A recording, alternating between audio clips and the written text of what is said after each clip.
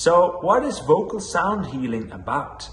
Well, I've been asking the same question. For the last 10 years of my life, I've studied the human voice, what it can do and what it can mean for your well-being, freedom, and how to be a more loving human being. Because frankly speaking, that's what we all want, right? We want to be happy, we want to be free, we want to be in love with life and with each other.